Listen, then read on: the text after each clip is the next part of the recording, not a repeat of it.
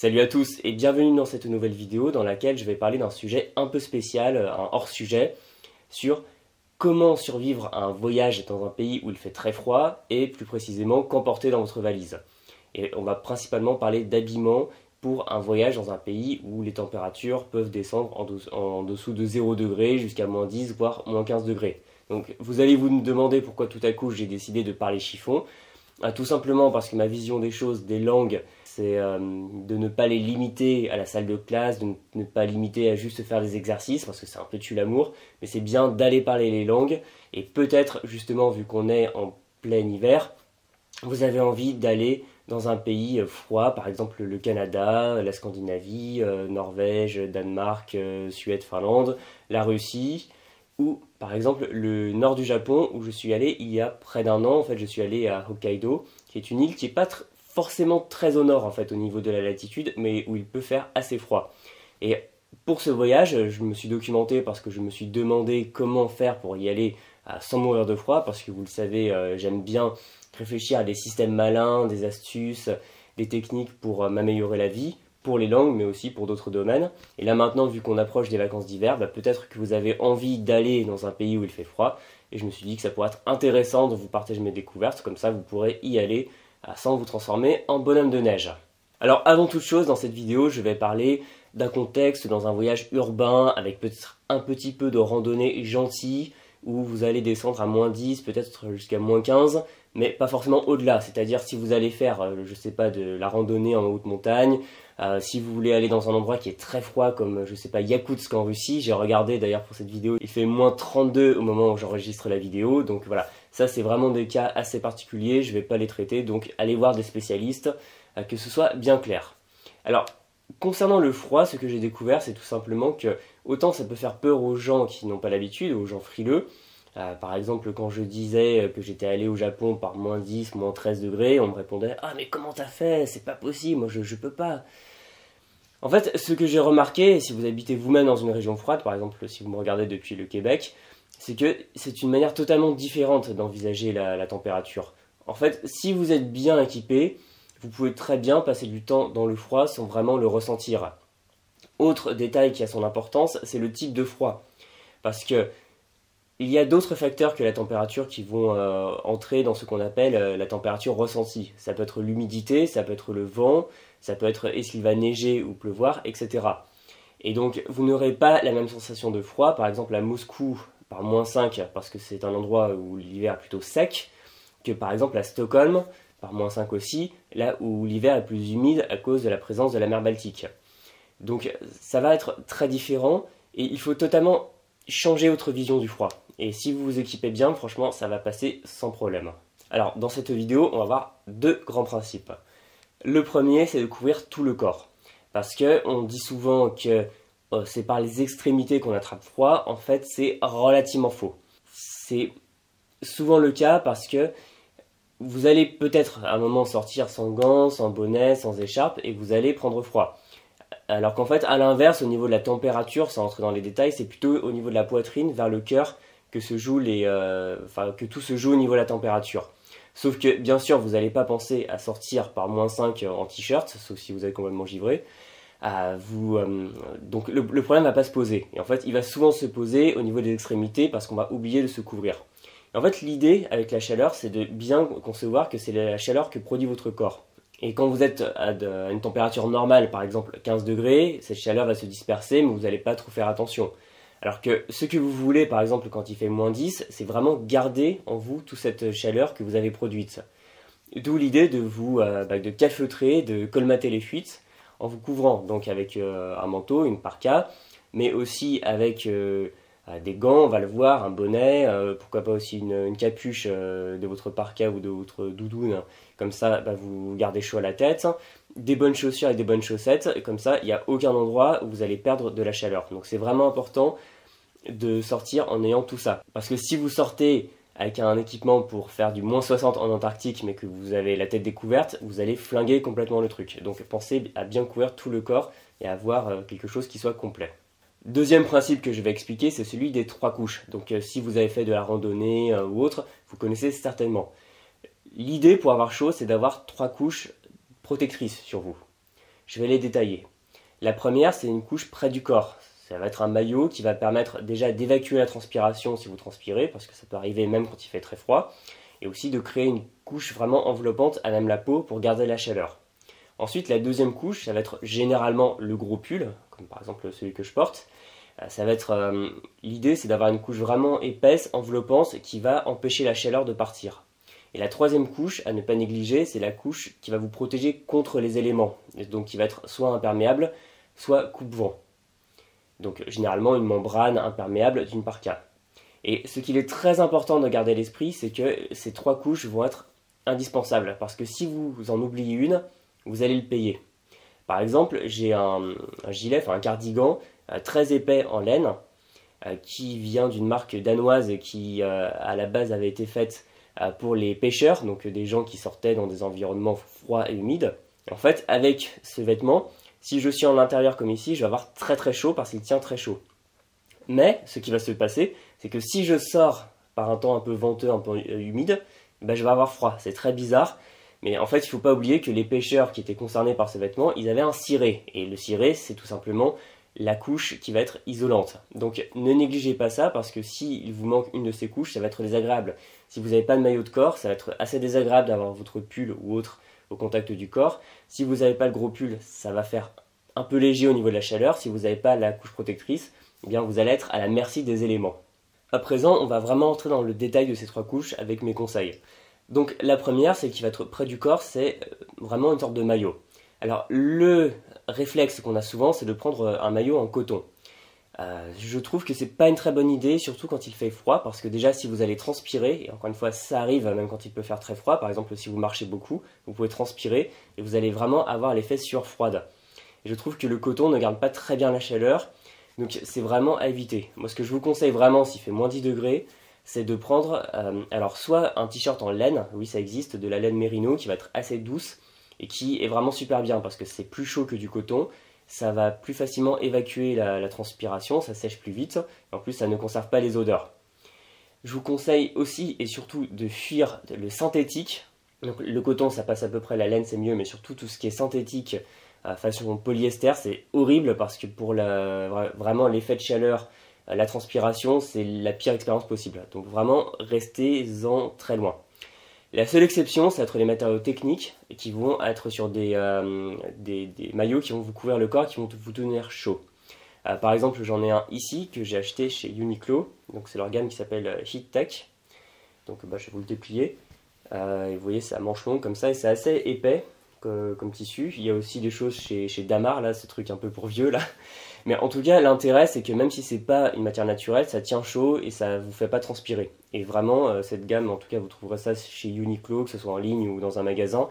C'est vraiment très bien, ça m'a un peu sauvé la vie parce que ça tient vraiment bien la chaleur.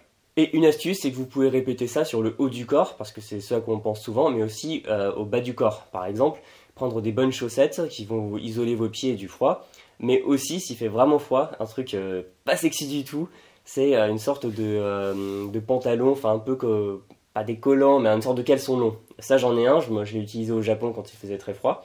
Donc quand vous êtes juste avec ça, honnêtement, enfin vous m'aurez vu, c'est super sexy vraiment.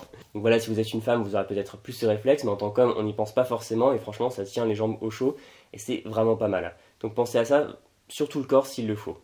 Ensuite, la deuxième couche. La deuxième couche, ça va être généralement le gros pull. Là par exemple, j'en ai un en cachemire, que j'ai emmené au Japon d'ailleurs, c'est un 4 fils, donc bon, on va pas rentrer dans les détails, c'est assez chaud. Et voilà, je vous conseille là aussi des matières plutôt naturelles, donc soit de la laine, soit du cachemire si vous pouvez, parce que ça tient chaud et ça va pas vous faire transpirer. Alors que si vous prenez des matières un peu synthétiques, enfin synthétiques comme de l'acrylique par exemple, ça tient pas très chaud, ça fait suer, et vraiment vous voulez absolument éviter ça en hiver. Évidemment, là aussi vous avez des matériaux synthétiques qui font l'affaire, ça va être par exemple des polaires ou autres. Et ce que je peux vous recommander à ce niveau, sur la couche intermédiaire, c'est de prendre des couches amovibles. Et vous allez pouvoir les multiplier comme un oignon. Et l'intérêt, c'est que plutôt qu'avoir un seul truc qui tient très chaud, et quand vous allez aller en intérieur, vous allez cuire, parce qu'il faut aussi penser que dans les pays froids, généralement quand il chauffe, c'est beaucoup plus fort que dans les pays tempérés. D'ailleurs, j'avais entendu une fois une anecdote de Suédois qui disaient crever de froid à Marseille parce que c'était pas aussi chauffé que chez eux. Donc pensez bien à ça, c'est-à-dire le choc thermique entre l'extérieur qui est très froid et l'intérieur qui est souvent très chaud. Et l'intérêt d'avoir plusieurs couches, c'est tout simplement qu'en fonction de la température, vous pouvez en enlever, ou même par exemple si vous allez dans votre voyage à un endroit où il fait juste, entre guillemets, moins 2 degrés, vous pourrez prendre moins de couches. Donc voilà, ça passe par exemple par un pull, par une surchemise vraiment type bûcheron, ça tient très chaud. Aussi vous avez des... ça c'est un truc chez Uniqlo aussi, c'est très bien parce que ça prend pas beaucoup de place, c'est une sorte de gilet. Le gilet, je crois qu'il est sans manche, celui-là en duvet. Donc voilà, il est un peu froissé, ça se défroisse facilement. Alors là, comme vous pouvez voir, cette espèce de truc gris métallisé, c'est super sexy. Enfin, il vous manque juste ça pour descendre les poubelles. Malgré tout, c'est quand même très appréciable et justement, vous pouvez le plier pour le ranger dans votre bagage. Vous pouvez l'enlever si vous avez trop chaud. Et franchement, c'est vraiment très bien parce que ça permet de mieux gérer l'amplitude thermique.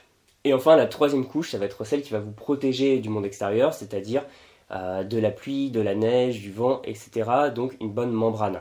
Ce que je vous conseille généralement pour les pays froids, ça va être de prendre quelque chose qui est pas mal imperméable. Et surtout faites attention parce qu'en fonction des climats, vous n'aurez pas forcément la même protection. D'ailleurs, j'avais entendu une anecdote, c'est que les parkas du style Canada Goose qu'ont tous les Parisiens dès qu'il fait 5 degrés, c'est horrible en fait de base pour le climat parisien parce que c'est plutôt fait pour la neige, donc c'est pas trop imperméable.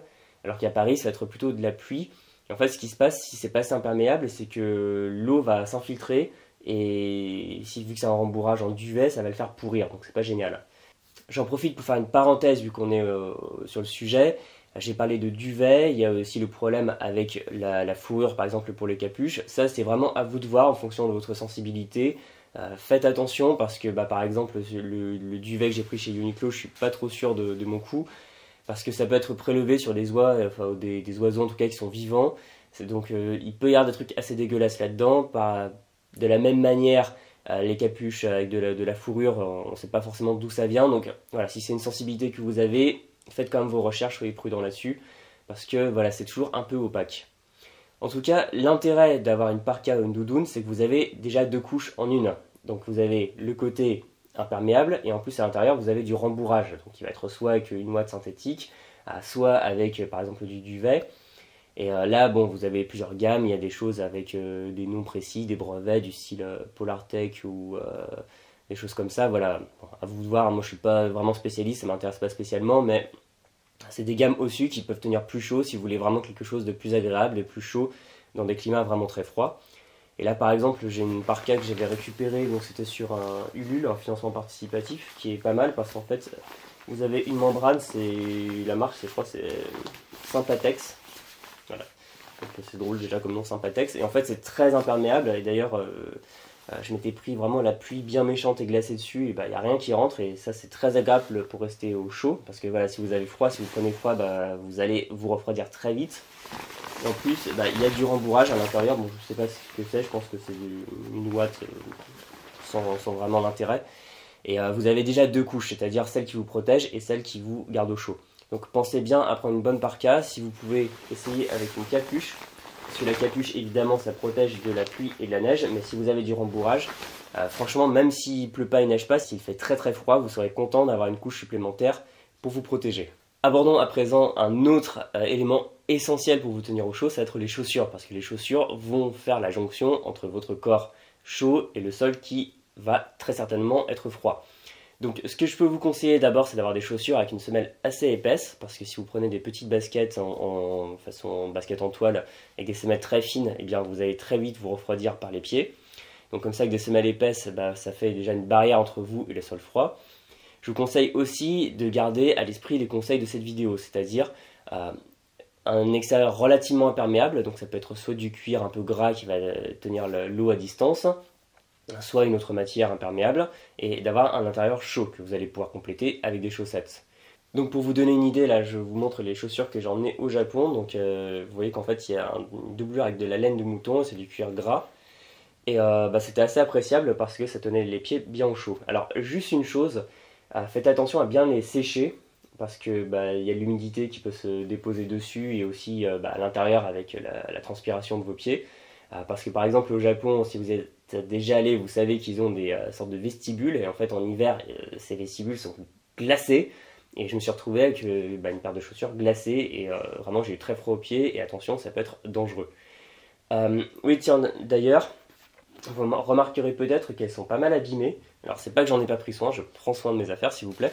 Mais en fait ce qui s'est passé c'est que j'avais pas anticipé que, enfin une chose toute bête, voilà, parce que je connaissais pas encore très bien le sujet, c'est pour ça que je fais cette vidéo aujourd'hui, qu'il y aura du sel, parce que dans les villes où il neige, les gens vont mettre du sel pour faire fondre la neige. Or, le sel est très agressif pour le cuir. J'ai essayé de les nettoyer et en fait rien n'y faisait, il y avait cette espèce de décoloration qui persistait.